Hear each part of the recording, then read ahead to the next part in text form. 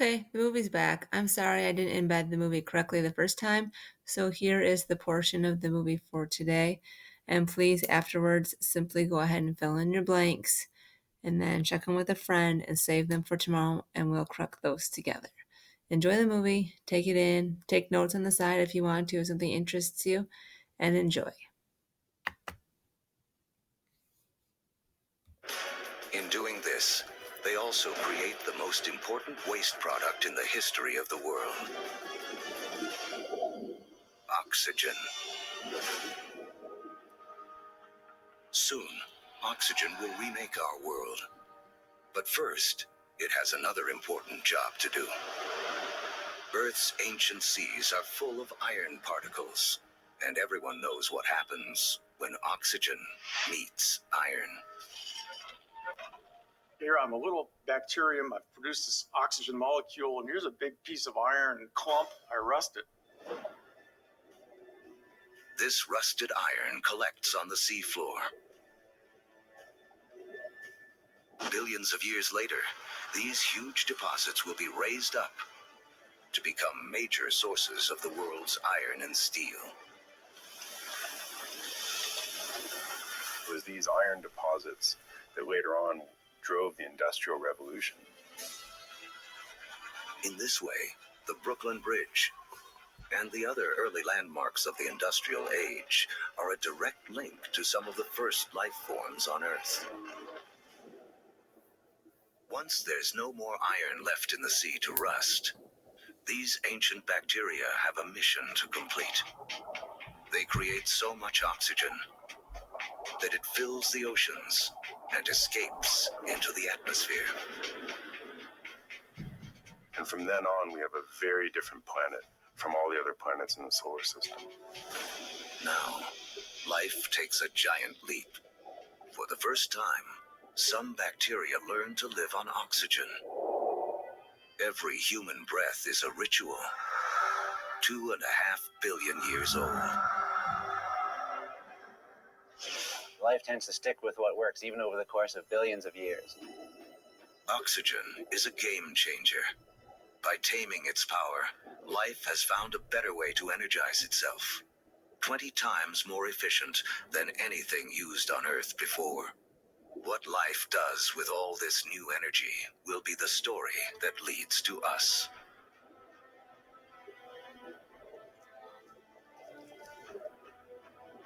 Over the next 2 billion years, life becomes more complex.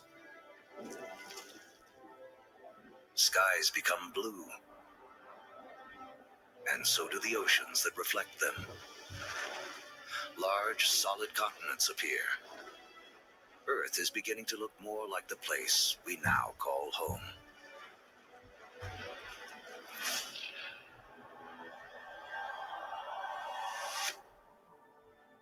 $550 million years ago, as the planet celebrates its 4 billionth birthday, oxygen levels in the atmosphere have risen from next to nothing to as much as 13%. Take a deep breath, because life on Earth is about to go wild.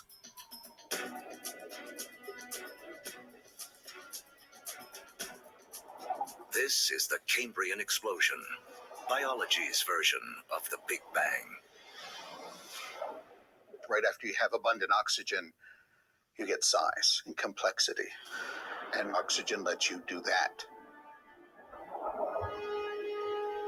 It's in this breathtaking span of roughly 30 million years that most of the major animal groups evolve. By 500 million years ago, the first bony fish have evolved in the seas. These fish are our direct ancestors. Though they look nothing like us, they evolved the body parts that will make our own bodies possible, including a spine and a mouth with jaws and teeth. We owe a great deal to our fish ancestors. In fact, all vertebrates today really represent modifications of the original fish body plan. For the first 4 billion years of Earth's history, plants and animals have stuck to the seas.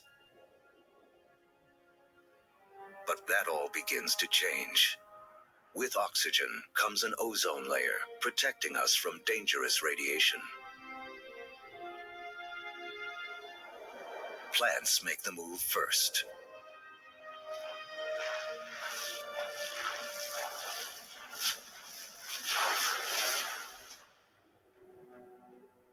Around 400 million years ago, animals are ready to take the leap.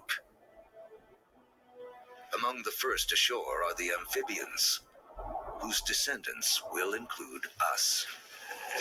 The most amazing thing about animal evolution ever for me personally is that moment that first amphibian walks out of the primeval ocean onto land and takes a big gulp of air. Kind of like great-great-great-great-great-great-grandpa coming out of the ocean and seeing this fantastic world. And it's like, hey, I can live here. Look at those trees. Look at those bugs. There's food here. I can do this.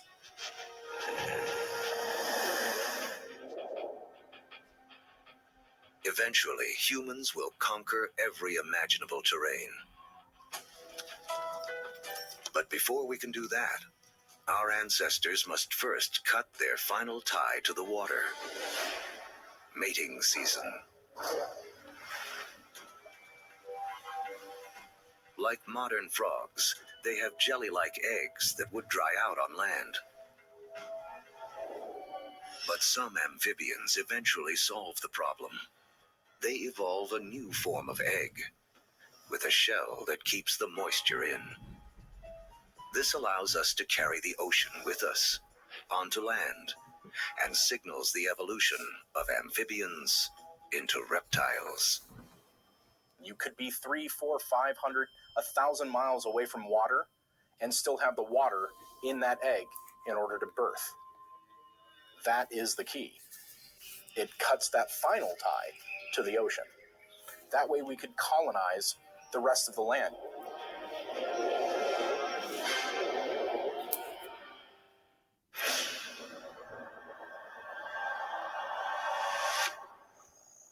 $300 million years ago,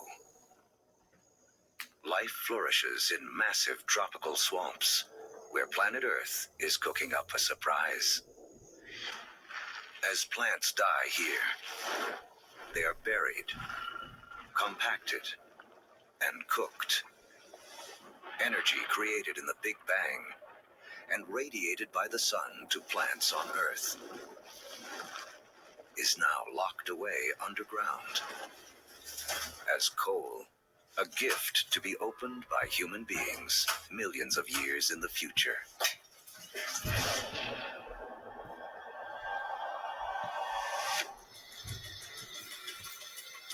$250 million years ago, an apocalypse unfolds. The biggest spike in volcanic activity since the early days of the planet.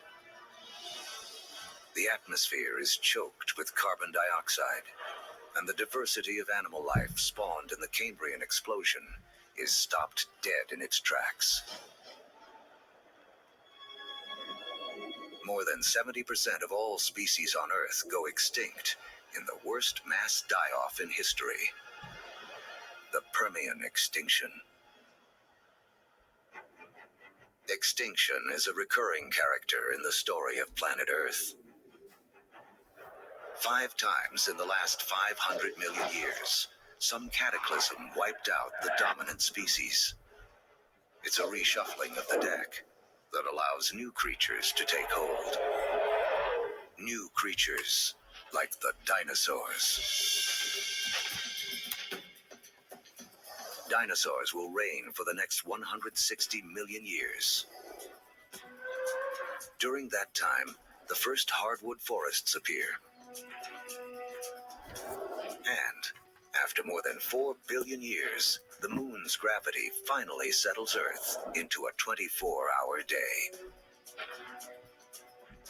At the start of the dinosaur era, the continents are clustered together into a single landmass we call Pangaea. But now, they start to break apart. Africa separates from South America. The vast Atlantic Ocean opens up. creating what will become one of the defining barriers of human history, the gulf between the old and new worlds. The undisputed stars of the dinosaur era are animals like Triceratops and T-Rex, but there are some important creatures scurrying around their feet. If we were to trace our lineage back far enough, we would come to really small shrew-like mammals surrounded by these titans of reptile life. During that time, mammals, we were living on the fringes. We were maybe stealing dinosaur eggs, maybe just eking out an existence. So the dinosaurs kind of held us back. The biggest headline of the history of dinosaurs, which is 160 million years, is that we lost. Mammals lost. We couldn't get much bigger than a small cat. For 160 million years, all the medium-sized, medium-big, big, gigantic, and stupendous animals were dinosaurs. For that whole time, they beat us fair and square. But the deck is about to be reshuffled.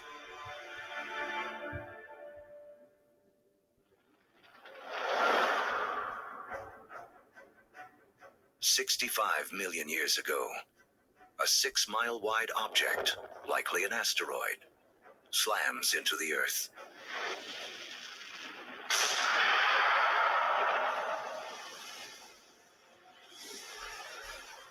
A dust cloud blocks out the sun. Temperatures plummet.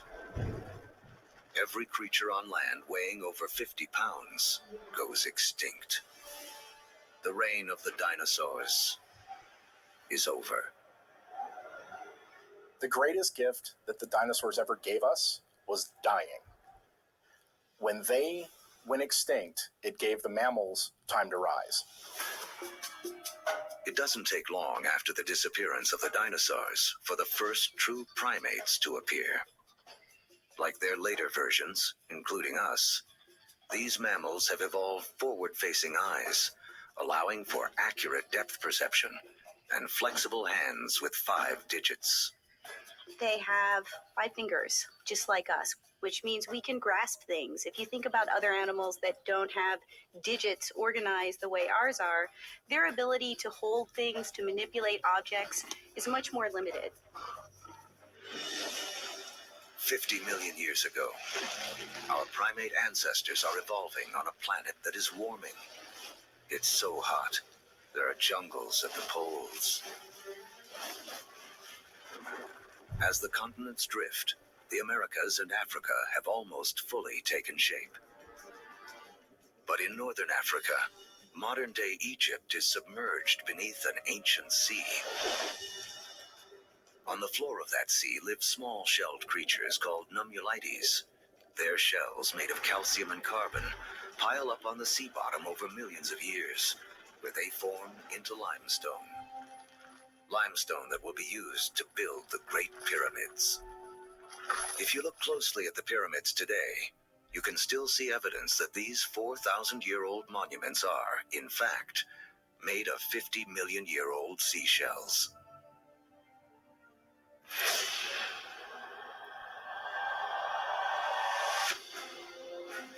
By 10 million years ago, Earth is morphing into a world most of us would recognize. The Colorado River is carving out the Grand Canyon. Mountain ranges like the Himalayas have arisen. They're so tall, they disrupt weather patterns, setting the stage for a colder planet. The Isthmus of Panama emerges to connect North and South America, cleaving the connection between the Atlantic and the Pacific, disrupting ocean currents and tipping the world even more towards an ice age. With the planet getting colder, our primate ancestors hang on in the tropics. But a new creature is coming in that threatens to destroy them.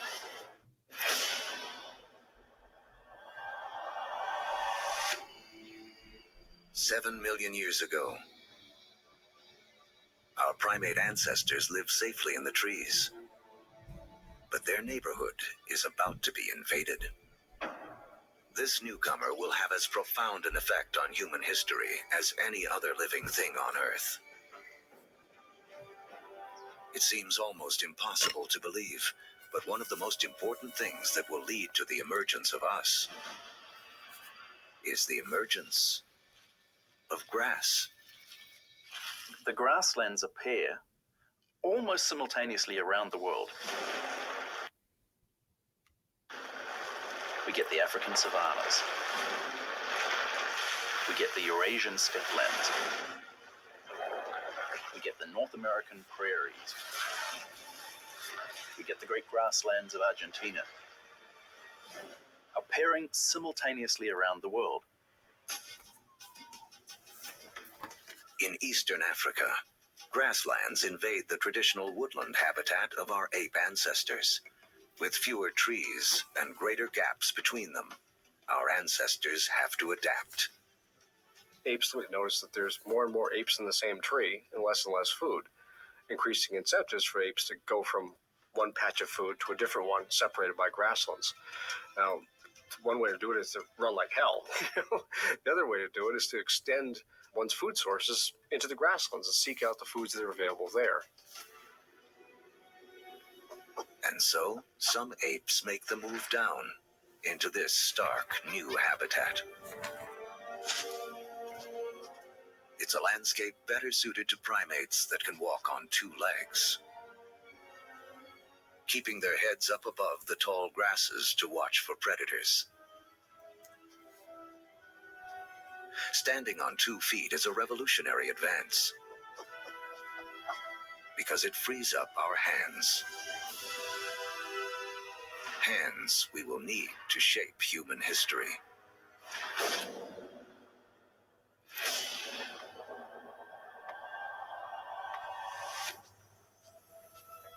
$2.6 million years ago,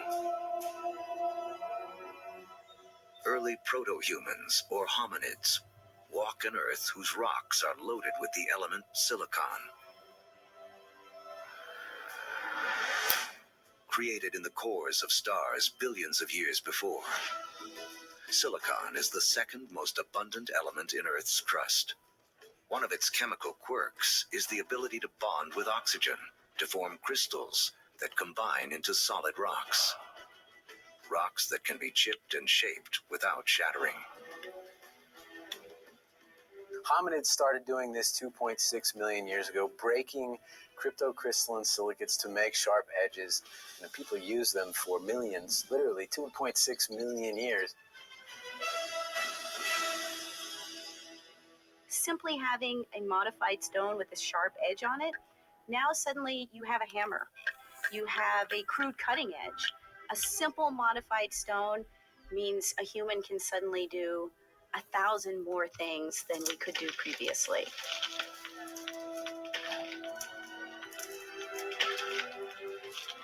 That little extra bit of technology enabled our ancestors to persist and eventually turn into us.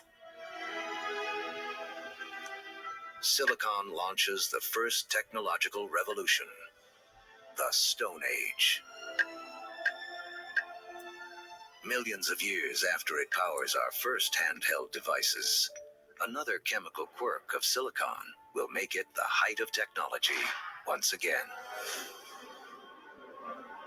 The next leap towards becoming truly human relies on a little-known secret of our home planet.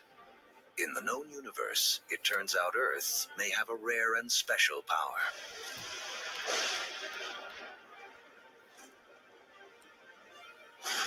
Of all the planets and moons in the solar system, we think that Earth is unique in the ability to sustain fire.